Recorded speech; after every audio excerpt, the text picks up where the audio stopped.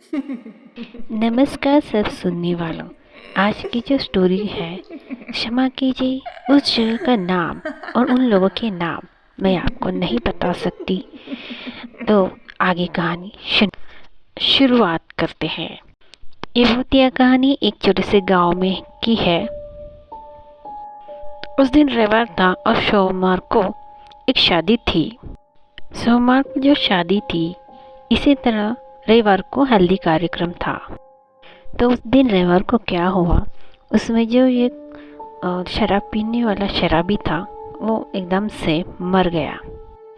गांव के लोगों ने बोला जल्दी जल्दी इसका शराबी का अंतिम संस्कार कर दो और हल्दी कार्यक्रम भी करना है, नहीं तो उसमें विघ्न आ जाएगा।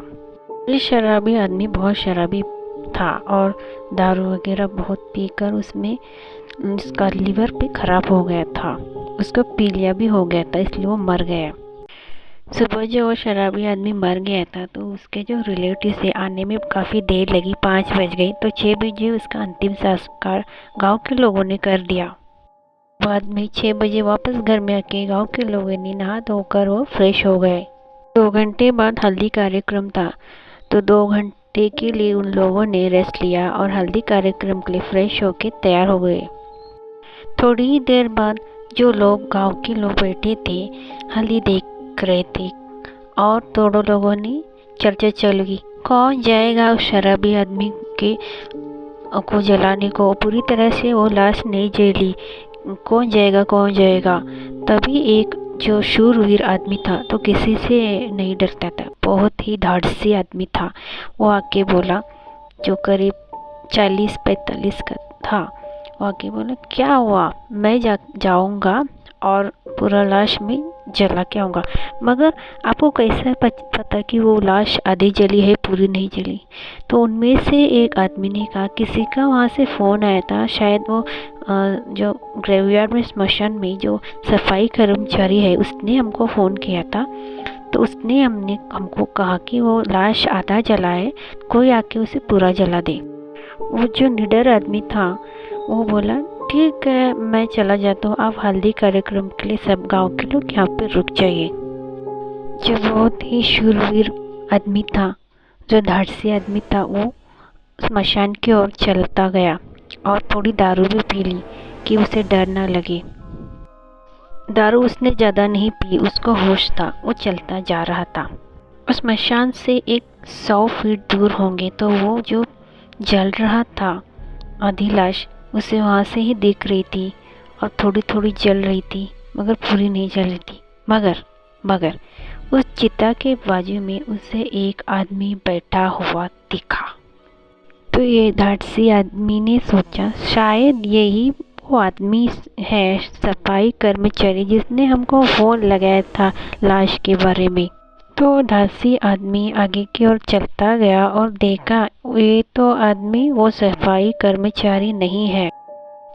ये जो चिता के पास बैठा हुआ आदमी सफाई कर्मचारी नहीं है, बल्कि ये वही शराबी बैठा है। ये धाड़सी आदमी था। वो सीधा उस भूत को देख के डर गया और रिटर्न अपने वो हल्दी वाले कार्यक्रम के गांव के लोगों के पास चल पड़ा। वो जो धाड़सी आदमी था हल्दी के ठिकाने पे पहुंचा और किसी के जोर जोर से किसी को नहीं कहा, सिर्फ 4 लोगों को बोला कि वो सब हकीकत बताई। तो उन लोगों ने कहा क्या वो शराबी बैठा था, वो उसकी लाश हमने जलाई थी, वो जिंदा कैसे, जिंदा नहीं उसका भूत बैठा है, उस धाड़सी आदमी ने कहा। जब से गांव के 10-15 लोग उस स्मशान भूमि में गए और सच में वो लाश आधी जली थी, तो उन लोगों ने पेट्रोल वगैरह डाल के वो पूरी लाश पूरी तरह से जला के पूरा कंप्लीट काम करके फिर रिटर्न अपने गांव में घर पे आ गए। हल्दी कार्यक्रम होने के बाद सब गांव वालों ने कहा इस बात पे मीटिंग होनी ही चाहिए। तो सब लोगों ने मीटिंग भर दी, वो मीटिंग में बैठ गए।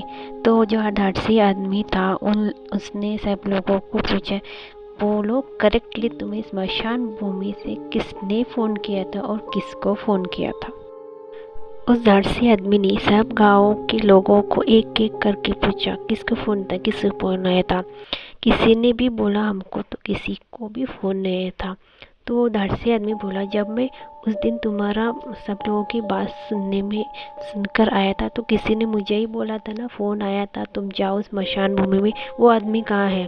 बहुत छानबीन करने पे ये पता चला कि वैसा तो आदमी कोई नहीं है। तो एक आदमी ने कहा शायद वो जो शराबी आदमी का भूत था, उस दिन किसी का रूप लेके आके खुद आके तुमको उस ग्रुप में, लोगों के ग्रुप में बोला होगा।